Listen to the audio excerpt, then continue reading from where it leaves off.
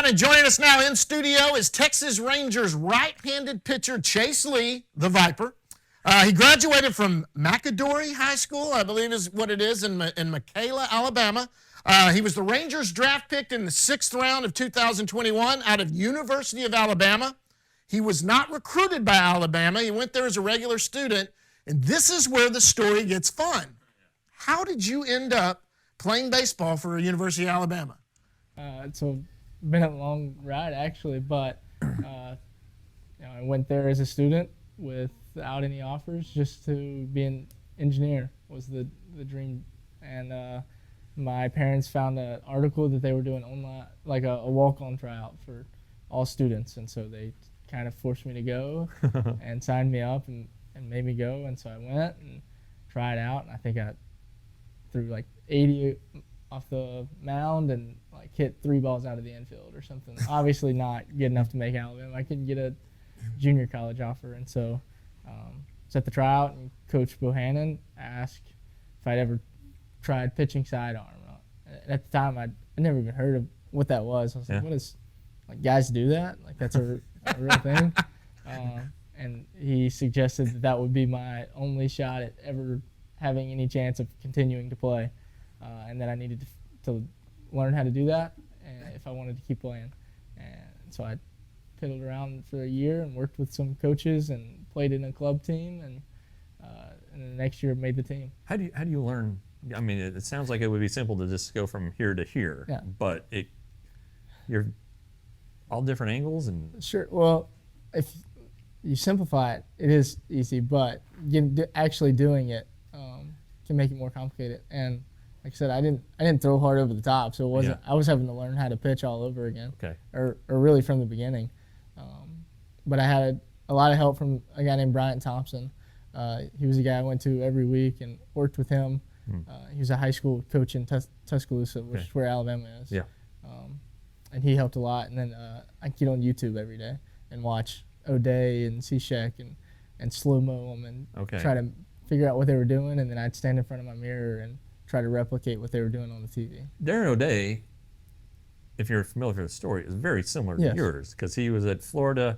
He had to learn how to do it different, and then his career kind of took up. But like, he didn't get drafted though. He was undrafted. He finished his degree,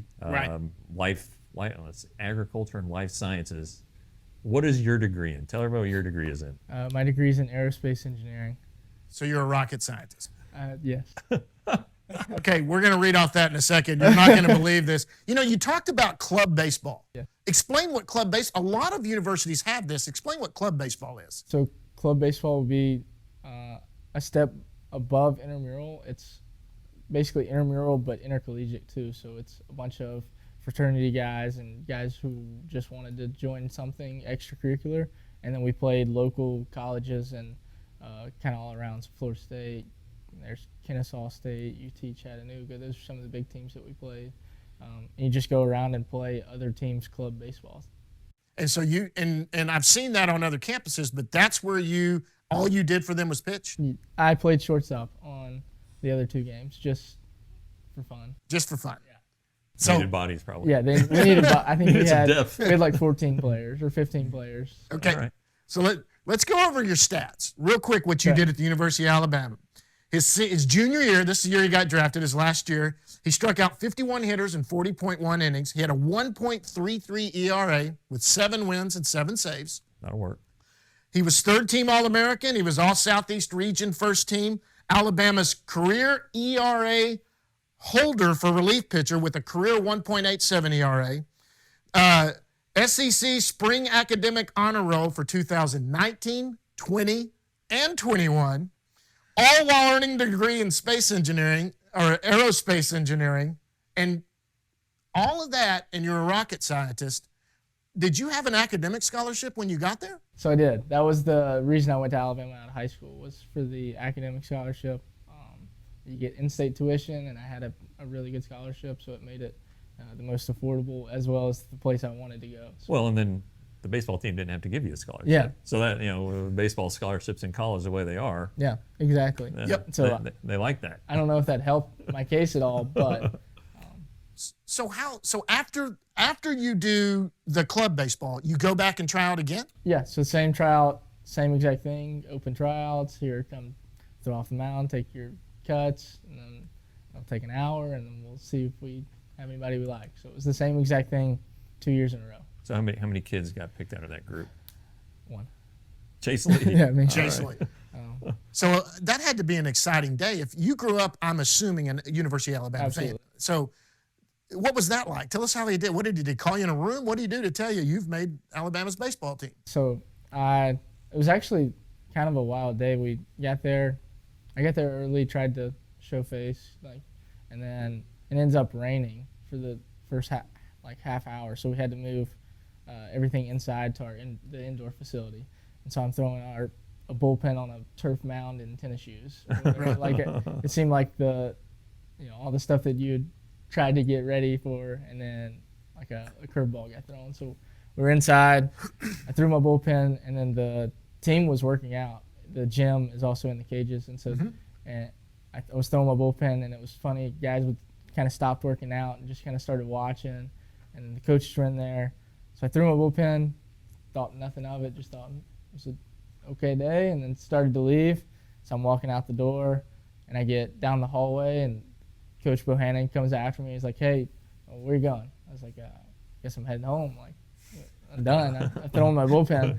He's like, "No, I think we're gonna keep you around for the fall and see what you can do." Okay. And so that was kind of what he gave me that day, and that was so exciting. That was years of hard work and just. And you're playing for your dream school. And playing for the school that I've always dreamed of. Like, I say this jokingly, but not jokingly. Like, professional baseball was never the goal. Like, playing in Alabama was like I grew up as a kid. Like, I want to go play at Alabama. I don't care about professional baseball. So this is free. That I got to. My dream was to play at Alabama. So the rest of this is gravy. Yeah. Sixth round draft pick, gravy. Yeah. It's just big league camp, whatever. Yeah. Now, I guess. So you've lived the dream. Yeah. So this is icing on the cake. The after dream. It's been so fun, also. But like as a kid, that was what I wanted to do, was to play at Alabama. And then you became like a fan favorite. Yeah. The Viper. Yeah. Talk about that. Yeah. How'd you get the nickname?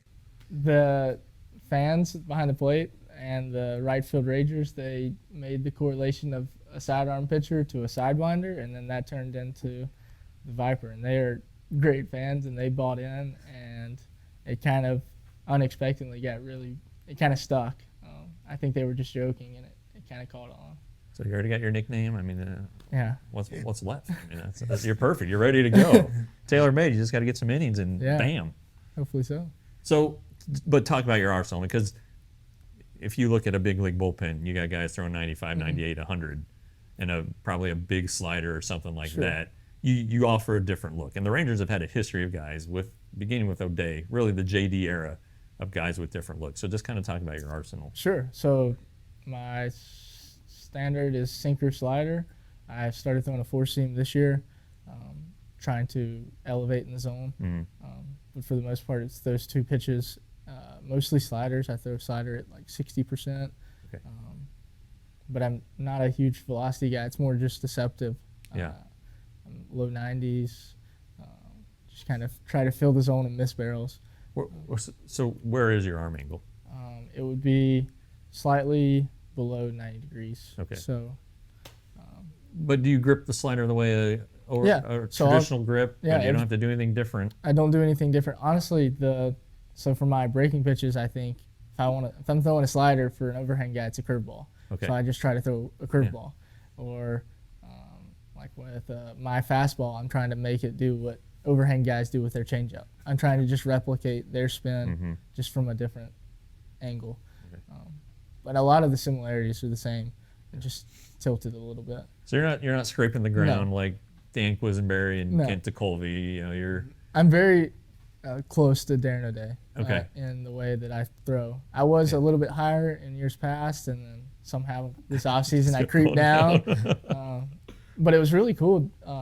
So Danny Clark, the coordinator, got me in touch with Darren Oliver and Darren O'Day on a three-way call. And so I've been able to talk with O'Day he texted me yesterday, asked me how I was doing, and Yeah. I got to ask him a question about what was his thought process when he tries to throw fastballs up in the zone and stuff like that. So that's been a really cool contact. The guy I mimicked and watched trying to learn how to throw sidearm is now the guy that I get to text and talk to, asking questions. Well, because there are fewer and fewer of you, it's kind of like the knuckleballers. The knuckleballers all kind of have a group chat, a bond, kind of. I mean, it really is kind of like that. So, and Darren, I think, still in the off season lives in Colleyville. So that's fantastic. But did he just retire? No, he's still playing. He's still okay. Yeah, you thought he was, and then the Braves picked him up last year. Yeah. So but he, you talked about the fact he threw his fastball up, and that's kind of what befuddled guys still to this day was the fastball from that angle. I don't want it rising, basically. Yeah. So I mean, but deception, the different look, and you're off to a great start. I know it's very early. Yeah, it's very early. But you had the full spring, which the major league guys didn't have.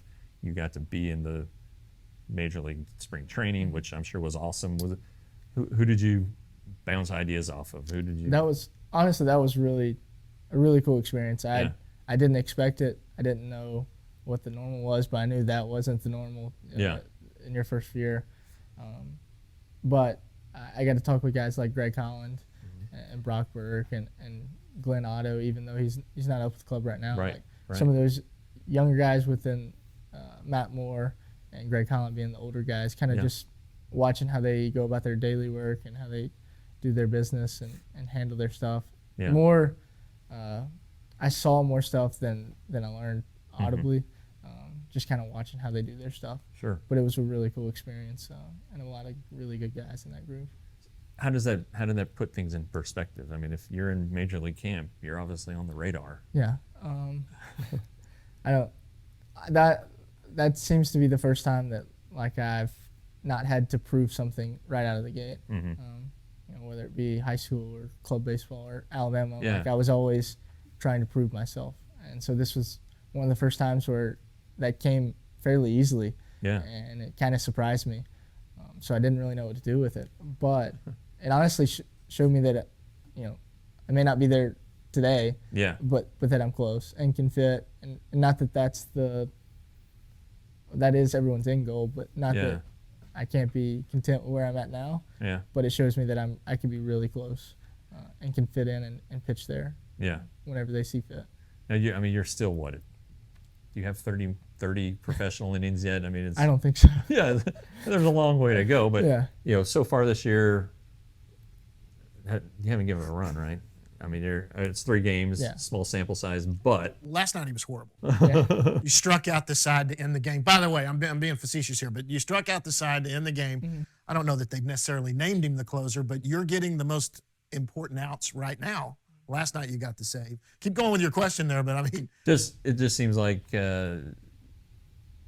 things are heading in the right direction. You feel like you're on a good path at least to get through this season. I would say I'm not where I want to be starting off. There's been, with the arm slot dropping just a little bit more, a little bit of feel things that I haven't figured out that I'm enjoying getting to work on. Yeah. But it's also I've had a good start and been able to pitch in some higher leverage innings, even in AA games that we have to win. You want to win. Yeah. You're not just out there trying out. And so those have been really good innings, and I've thrown decently well. Okay. So it's a good start, all things considered. So two of my favorite people in the organization are Danny Clark and Jeff Andrews.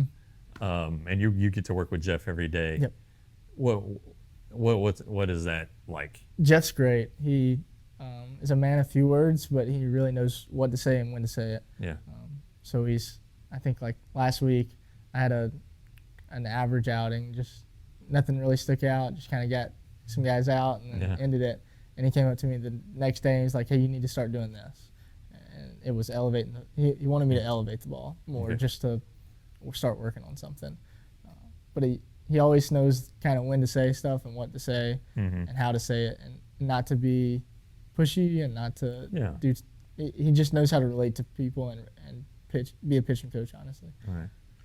So I want to get into your draft day because that's always fun for somebody. Before we do that, I want to go back to high school real quick. Okay. Now, did you pitch in high school? I I threw my junior and senior year. But you were a shortstop or Yes. middle infield. So I primarily played infield, and I threw off the mound for 20 or 30 innings between the last 2 years of high school. Okay. And you did get one little offer from a school. Yeah. So Covenant College gave me a preferred walk-on spot, and they're a Division III in Chattanooga, Tennessee. Well, good thing you didn't walk on there. Yeah. Because someone else saw that. Did you play any other sports in high school? Sir. Just baseball? No, sir. No, sir. I swear. I look old. See, that's why he's doing that.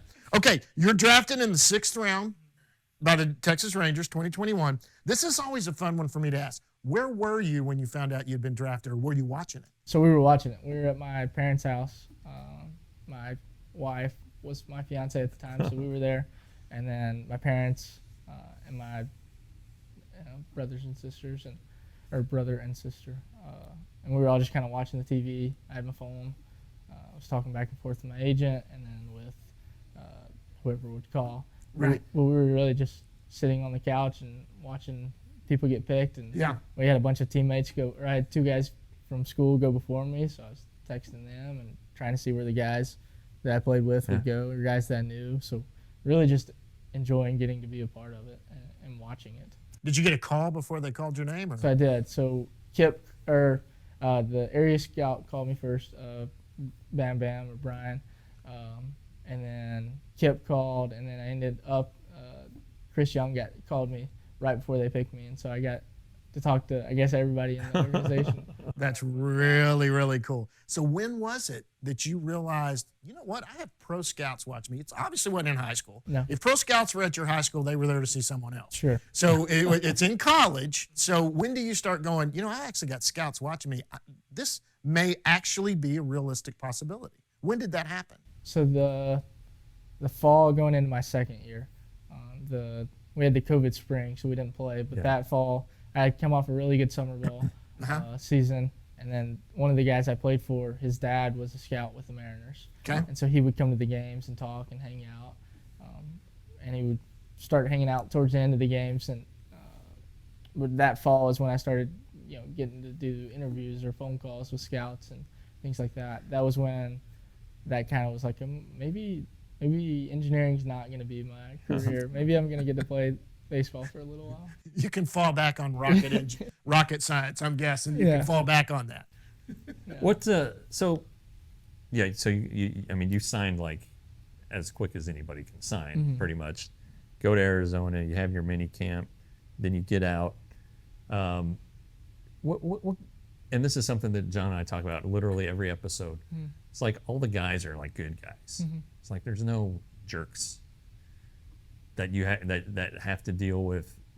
It just seems like that the culture is really good. Sure. Just kind of talk about that. Yeah, those guys were great. Like going into Frisco, I knew no one. Like I'd just gotten drafted.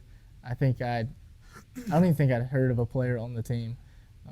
So I knew absolutely no one. And then thankfully the day I got there, they had called up 3 other guys. So it was Cody Bradford, Ty Tiedemann, and Blaine Crum all at the same day. So we were all kind of wandering aimlessly through the facility.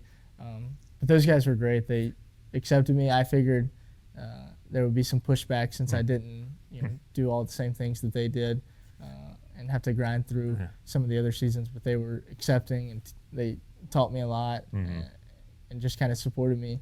And then by the second or third week, I was pitching in the bigger innings, and they were all so supportive. And I can't say enough about how they're accepting and supporting me allowed me to play last year without having to worry about those things. Well, and the 2 of the guys you named, Blaine and Mr. Bradford, are married, as you are. It just seems like there's a group of married guys, and kind of you all live together. I mean, not in the same house, but like apartments in the same building. It seems like there's kind of a, I don't know, there's a fraternity as being players. You're in this fraternity, but it seems like your wives. It seems like you guys have a chance to grow and be like good friends for like a long time. Absolutely. So we had the privilege of living with Davis Wendell and Cody Bradford in Arizona, and then Married, Cody. Yeah, they're both married. So Davis, our wives have all become really good friends. They have a text message, and then they'll Zoom call when because Davis is in Round Rock, so we had a Zoom call with all of them the other night. Okay. Just kind of hanging out, building those relationships, and then all the wives get to hang out together.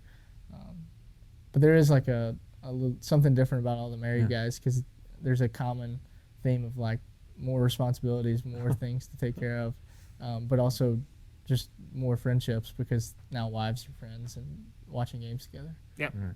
So you were off camera talking about how the day's over, you just go across the street. You don't get to unwind. Yeah. So what?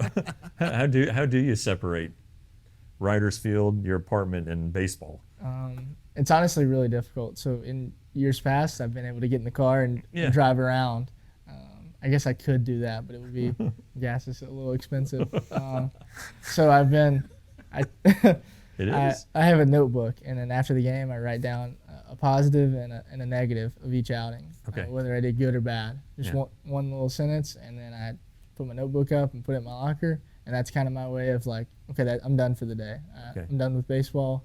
I get to go be a husband and a friend and a roommate to guys, and so Cody and his wife, and then my wife. So that's my way of putting baseball down for the day. So you struck out 3 last night. I'm curious, what was the negative? Did you leave a ball up or something? I did, yeah. So I pitched a little timid. I threw like 8 fastballs up, and I normally throw 1 a week. And so my new development goal is to throw fastballs up. And so I was throwing a little timid, throwing up. The wind was blowing out, so it was more of a mentality thing than a results thing. Okay. It was negative. It was a one-run game. Yeah, So, I mean, it was a one-run game with the wind blowing out. you're the closer. You're there on the island. And they wanted me to throw fastballs off. So. Okay, that's good. Now listen, I want to get into some fun stuff. And, Okay. And we usually do that. Anything else you No, wanted to I'm ask good. him going into that? So what's your favorite food? Pizza. That's Quick just answer. it. Yeah. Bam. Bam. Yeah. That's a great answer right there. As you can tell, I'm losing some weight. You know, I want to be like you, but okay. So what is your favorite fast food? If you have to get fast food, what's it? Oh man, Zaxby's. Zaxby's. Ooh, Do they have those around that's here? a southern thing. Yeah, That's it's a definitely southern thing. thing. It is. Yeah. So what are they known for? What are, Chicken Fingers. Yeah. Oh, yeah, there are a couple of those Yeah. around. I have seen those. Yeah. Okay. It's What sweet is tea. your favorite home-cooked meal, and who cooks it? Does your wife cook? Does your mom? Does grandma? Both my wife and my mom are great cooks. Good answer. Yeah. Keep everybody happy. That's an experienced married man right there. He just got married too. Yeah. But my wife's a great cook, so she makes these cheeseburger sliders that are really good. And then she started making okra, not with the cheeseburger sliders, just separately. And Like fried okra? or it's like in a pan. No Yeah. kidding. Yeah, and it's really good. Okay. What about your mom? Anything she makes that, like when you go home, it's like, you got to make it, Mom? Chicken casserole. Chicken? Nice. What's in chicken casserole? Chicken. Does Yeah. it have noodles and... No, so it's like chicken and cream of chicken and Ritz crackers over rice. Okay, Man. I could do that too. Yeah, You're a simple man. yeah. do you eat so many calories? This is a fun one, Jeff and I, since we have to watch calories. Do you eat as many calories as you want a day? Or are they trying to get you up? They haven't said anything about weight, so I just eat as I please. If I'm hungry, I eat. So you don't watch what you're eating? I mean, I guess you try not to be too Yeah, unhealthy. I try to. My wife actually gives me a hard time all the time. I don't love vegetables. I eat like a kid. all Like right. favorite food is pizza, and I probably eat it once a week, twice Right. a week. Like they are trying to get me on a better diet. Well, But- if you put vegetables on your pizza, That There might you be go. might be the trick. That counts. That counts. That's vegetables. That's what you gotta do there. Okay, so what do you do away from baseball? I know you've got a wife, so you do that. Do you play golf? I mean, So I do play golf. Really just anything outside. okay. Mostly golf on off days right now. Trying to get a little bit better so I can compete with guys and not ruin an invitation. Right. But anything outside, go for a walk, hang out, sit on the porch, read, just anything that gets me out of the house and away from baseball is really what I do. Now, do you have a good handicap in golf, or are you just like, did you pick it up early, or is this? No, so I picked it up the COVID summer when we were done with baseball, and Yeah. my brother and I went and bought the box set of golf gloves and Sure. started playing, and we've slowly increased our bag and upgraded. But I'm about a 12 right now, and That's I'm trying good. to get to an 8. we got to, So I think Cole Winn is the best, yes, he is. right? Yeah. And then I think after that, I don't even know who's good after that, at least in the system. I think Doug Mathis is a good player. And I know last year Reagan's is supposedly getting better. I know Reagan's is playing. Okay. And Cole was the one telling us that he bought the new driver. Yeah. That he's doing. Yeah, Cole's really good.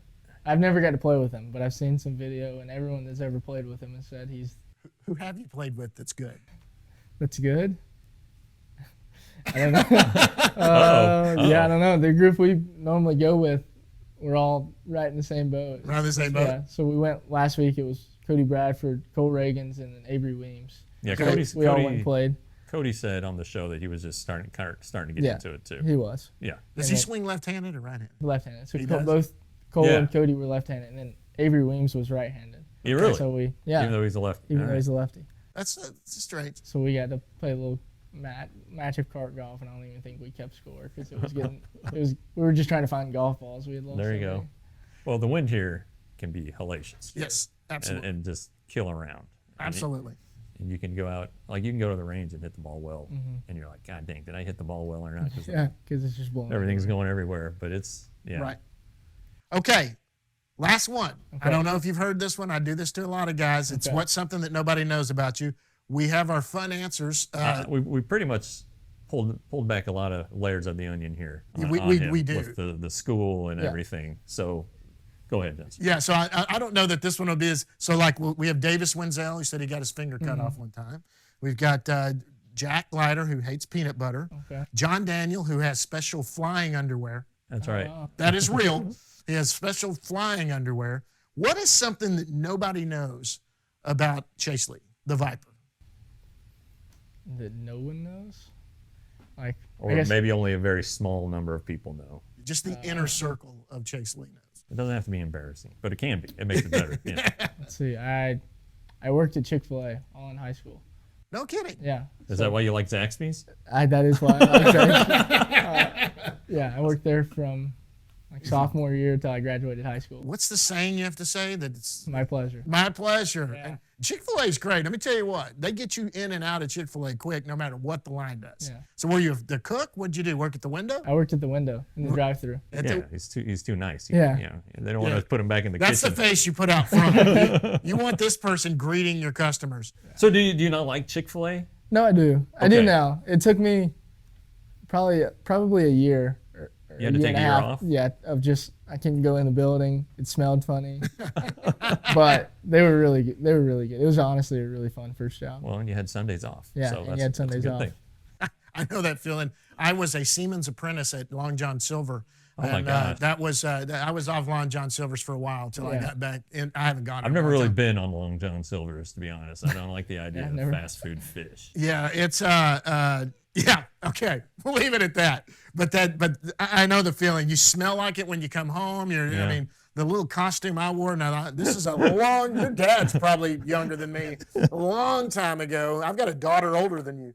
But Jeff, anything else before we let you? I just have this vision of you, and I'm thinking of It was a striped shirt, and it was a little. I'm thinking of Fast Times at Ridgemont High. Yes. When Judge Reinhold was driving down the street. And he had the big thing. He had the on. big pirate hat I on. had He the just little, threw it out the window. I had the little thing that you tied around your head. It was a little bandana around my head. Oh, so you're like a pirate. I was like Okay. a pirate. Anything else before we let him go? No. Guys, Chase, I can't thank you enough. I know that you guys play tonight, so you're going to head back over towards Frisco.